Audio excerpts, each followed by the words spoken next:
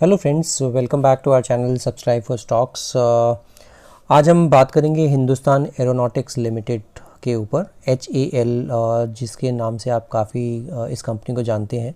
तो इसके बारे में आज हम समझेंगे कंपनी क्या करती है, किस तरह के बिज़नेस में है और ये सारी चीज़ें, और वैल्यूएशन मुझे कैसी दिखती है। चार्ट्स पर एक दमदार ब्रेकआउट भी आता दिख रहा है मुझे, और इसी वजह से इसको मैंने आज चुना है आज की वीडियो के लिए। और इसके अलावा मुझे वैल्यूएशन वाइज भी थोड़ा सा ठीक ठाक दिखता है, जिस वजह से हम आज इसके ऊपर बात करेंगे। But before we get into the video, I would request all of you to subscribe my channel. In fact बहुत ही इनक्रेजिंग मेरे को फीडबैक्स आ रहे हैं, and thank you so much for encouraging my efforts also. Let's talk about Hindustan aeronautics limited. मैंने इसके ऊपर एक बहुत ही डिटेल्ड वीडियो बनाई थी, जहाँ पर कि मैंने पूरा डिटेल में समझाया था business and all those opportunities. And उस टाइम पे कुछ आई थिंक 1000-1100 रुपये के आसपास होगा, और एक बहुत कंपैरेटिव स्टडी भी करी थी between HAL and Bharat dynamics. अभी भारत डायनेमिक्स के बारे में ज़्यादा बात नहीं करेंगे, बट हम क्विकली समझ लेते हैं कि हिंदुस्तान एरोनॉटिक्स कैसा दिखता है। हिंदुस्तान एरोनॉटिक्स का अगर आप देखेंगे तो 50,000 करोड़ का मार्केट कैप है। आज जो बंद हुआ है वो हुआ है 1480 रुपये पर। तो 1480 पर बंद हुआ है, और अगर आप हाई लो देखते हैं तो 1568 इसका हाई है, और वहीं पर 1480 पर क्लोज़ हुआ है। स्टॉक का पी देखेंगे तो 15.1 है, और आज भी इंडस्ट्री के पी से ये नीचे मिल रहा है, डिस्काउंटेड प्राइस पर मिल रहा है। स्टॉक का जो कंपनी का बुक वैल्यू है वो है 461 rupees, where as currently it is trading at 1480। तो प्राइस टू बुक वैल्यू हो गया 3.21 टाइम्स, तो 3.25 टाइम बुक वैल्यू के मिल रहा है।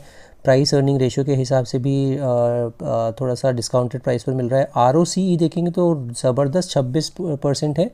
रिटर्न ऑन इक्विटी भी 22-23% के आसपास है, which is like an amazing stuff. और अगर हम प्रमोटर होल्डिंग की बात करते हैं 75.2%, जो कि मैक्सिमम लिमिट है।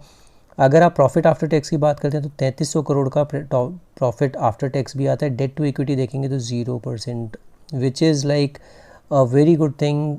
बहुत ही कम कंपनीज़ में इस तरह का डेट प्रोफाइल होता है। प्लेज परसेंटेज कुछ नहीं है। अगर आप बात करेंगे कि प्रॉफिट ग्रोथ, तो 33.2% का प्रॉफिट ग्रोथ दिखा रहा है, which is an awesome thing. Interest coverage ratio भी बहुत ज़बरदस्त है। रिज़र्व्स की अगर बात करते हैं 15,000 करोड़ से ऊपर के रिज़र्व्स इस कंपनी के पास हैं। अब अगर हम हिंदुस्तान एरोनॉटिक्स के बारे में थोड़ा सा समझते हैं कि करती क्या है कंपनी, तो हिंदुस्तान एरोनॉटिक्स जो है वो मैन्युफैक्चर करती है aircrafts and helicopter and repair and maintenance of aircrafts and helicopters. तो ये काम इनका बहुत ही अमेजिंग तरीके से चल रहा है, because you know like the kind of issues which are going on right now with China and LAC पे जो इश्यूज़ हैं, और उसके अलावा भी ये जो डिफेंस बजट में भी इंडिया का जो फोकस है वो काफ़ी ज़्यादा है, और इसी वजह से इस तरह की कंपनीज़ को फ़ायदा होगा। आपने पारस डिफेंस में अगर पैसा लगाया होगा, आई एम श्योर कि आपका पैसा काफ़ी दुगना तिगना हो गया है। इनफैक्ट 6 टाइम्स 5 टाइम्स 6 टाइम्स हो गया होगा। But I still feel that अगर किसी को इस इंडस्ट्री में पैसा लगाना है तो HAL is by far the best company.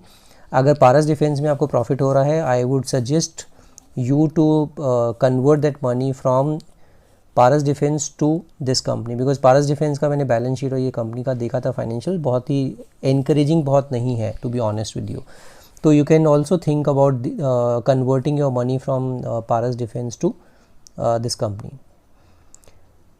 अभी अगर आप बात करते हैं R&D पर कितना एक्सपेंस करते हैं कंपनी, जो क्यूमुलेटिव R&D एक्सपेंस है वो है 6,783 crore during the last 5 years as of FY20, resulting in more indigenously designed and developed platform to offer more products in the domestic and export market. 10% of the previous year's operating profit after tax is embarked for R&D efforts. तो बहुत ही अच्छा ये R&D पर खर्चा कर रही है, और इसी वजह से इस तरह की कंपनी को बहुत फ़ायदे दिखते हैं आने वाले टाइम में।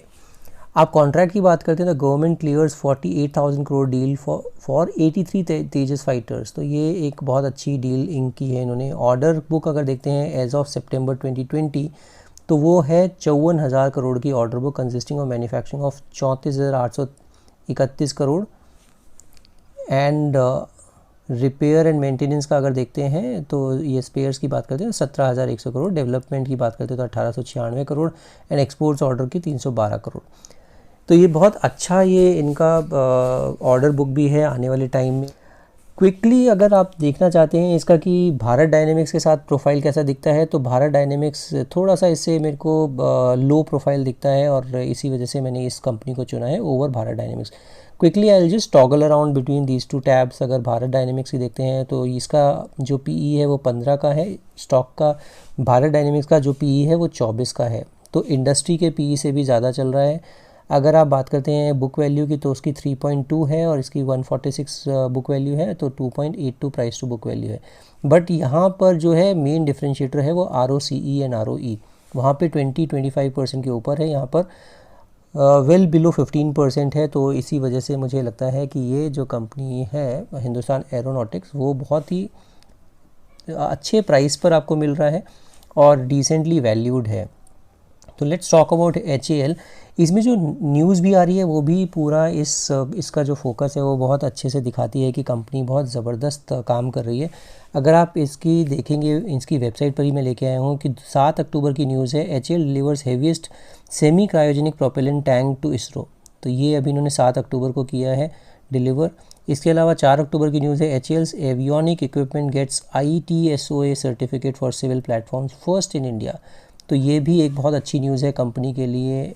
इसके अलावा अगर आप सितंबर की बात करेंगे तो सितंबर में भी इसी तरह की अच्छी न्यूज़ की तांता लगा हुआ था और आप देखेंगे HAL forays into civil aviation science pact with Alliance Air for made in India DO-228 aircraft deployment in Arunachal Pradesh.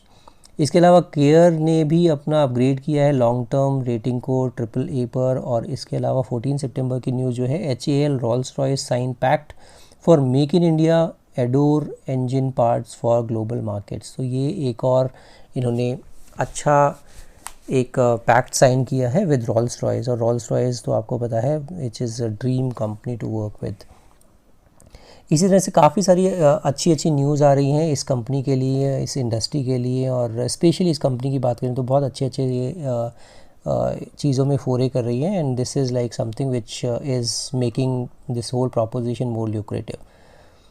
Pros and cons की बात कर लेते हैं। The company is reduce debt, almost debt free company है, वो आगे दिखा दूंगा मैं कि कितना डेट अभी इनके पास है। हेल्दी डिविडेंड पे आउट करती है ये कंपनी। Debtor days have improved from 169 days to 90 days. तो ये बहुत ही रिमार्केबल इम्प्रूवमेंट है डेटर डेज़ में।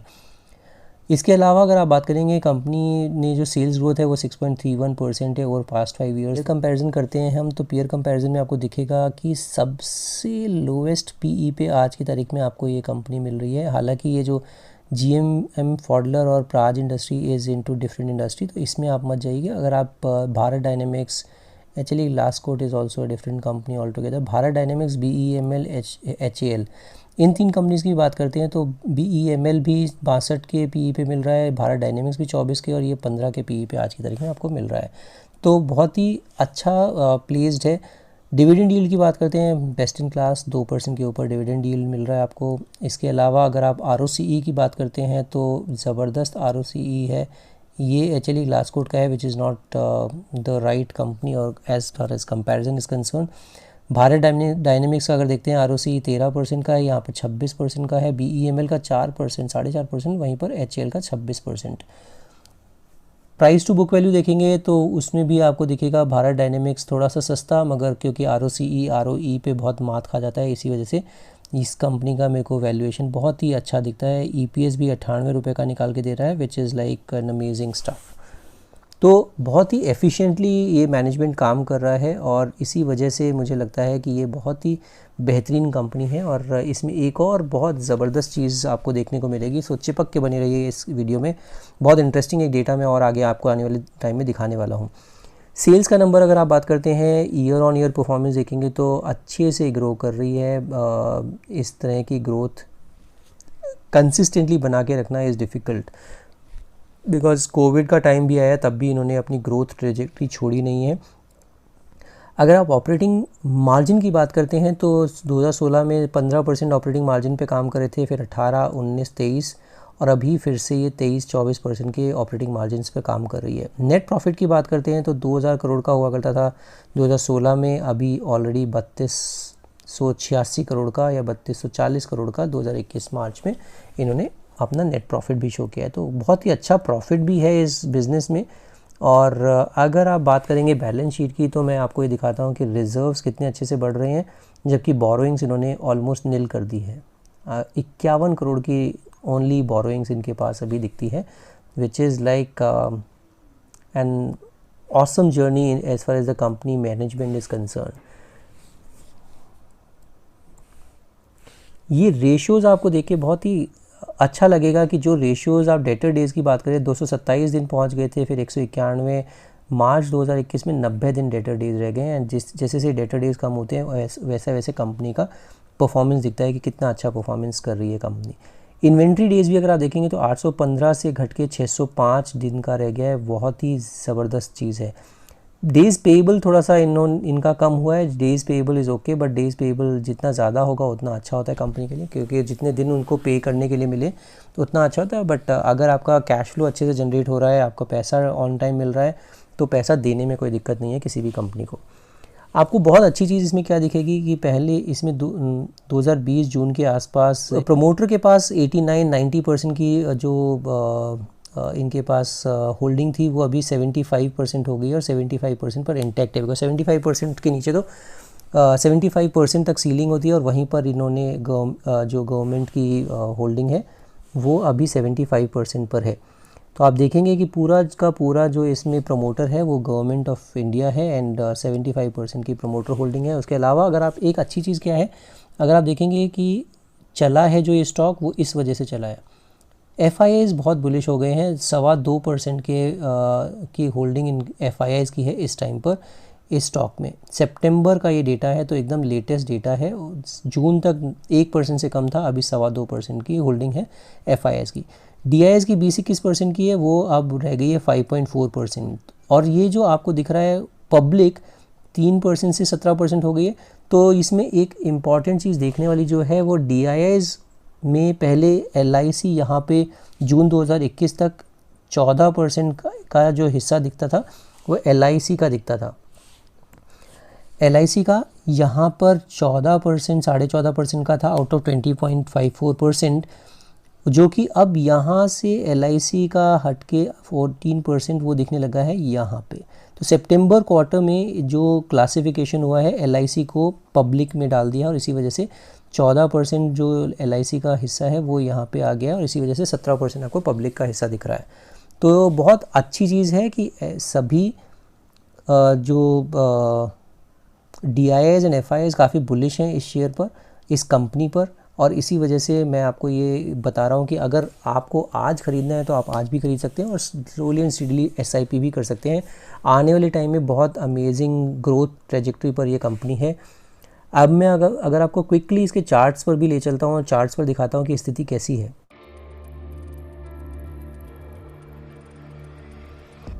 तो ये हम आ गए हैं HAL के वीकली चार्ट पर, और वीकली चार्ट पर आपको दिखेगा कि एक बहुत ही अच्छा ब्रेकआउट देखने को मिला है। थोड़ा सा इसको नैरो डाउन करके दिखाता हूँ। तो इसमें जो पहला ब्रेकआउट देखने को मिला था वो था कुछ 1200 रुपये पर, ये था फर्स्ट ब्रेकआउट 1185 पर।